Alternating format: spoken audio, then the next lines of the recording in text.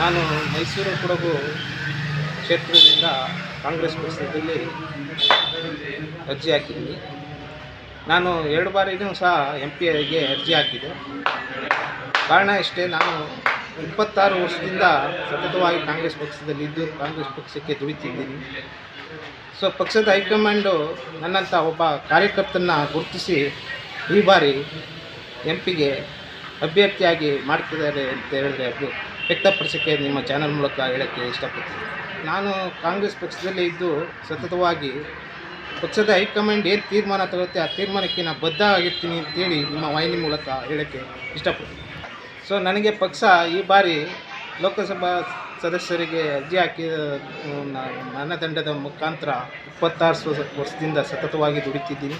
ಕಾಂಗ್ರೆಸ್ ಪಕ್ಷದಲ್ಲಿ ಇದ್ದೀನಿ. ಕಾಂಗ್ರೆಸ್ ಪಕ್ಷದಲ್ಲಿ ಎತ್ತೆ ತಾಯಿಯಂತೆ ಈಗಲೂ ಸಹ ದುಡಿತಾ ಇದ್ದೀನಿ.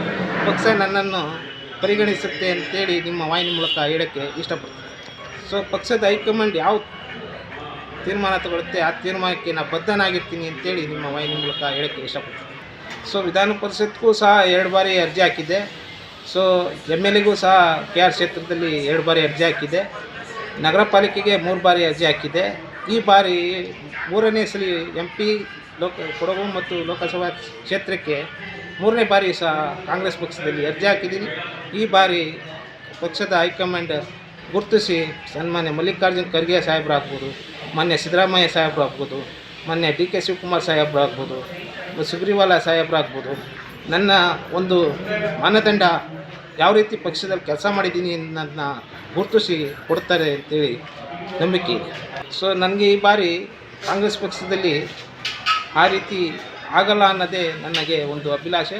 ಸೊ ಮುಂದಿನ ದಿನಗಳಲ್ಲಿ ಕಾಂಗ್ರೆಸ್ ಪಕ್ಷದಲ್ಲೇ ಇರ್ತೀನಿ, ಕಾಂಗ್ರೆಸ್ ಪಕ್ಷ ಪರವಾಗಿ ಕೆಲಸ ಮಾಡ್ತೀನಿ ಅನ್ನೋದನ್ನ ನಿಮ್ಮ ವಾಹಿನಿ ಮೂಲಕ ಹೇಳೋಕ್ಕೆ ಇಷ್ಟಪಡ್ತೀನಿ. ಸೊ ನಾನು ಇದುವರೆಗೂ ಸಹ ಕಾಂಗ್ರೆಸ್ ಪಕ್ಷದಲ್ಲೇ ಇದ್ದು ಕಾಂಗ್ರೆಸ್ ಪಕ್ಷದಲ್ಲೇ ಮಾಡಿರೋದ್ರಿಂದ ನನಗೆ ಪಕ್ಷ ಪರಿಗಣಿಸುತ್ತೆ ಅಂತ ಹೇಳೋಕ್ಕೆ ಇಷ್ಟಪಡ್ತೀನಿ.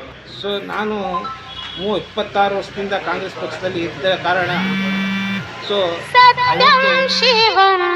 ಸನ್ಮಾನ್ಯ ರಾಜಶೇಖರ್ ಮೂರ್ತಿ ಸಾಹೇಬ್ರ ಒಂದು ಗರಡಿಲಿ ಬೆಳೆದಂಥ ಒಬ್ಬ ಕಾರ್ಯಕರ್ತನಿಗೆ ಈ ಬಾರಿ ಕೊಡ್ತಾರೆ ಅನ್ನೋದನ್ನ ನಿಮ್ಮ ಮೂಲಕ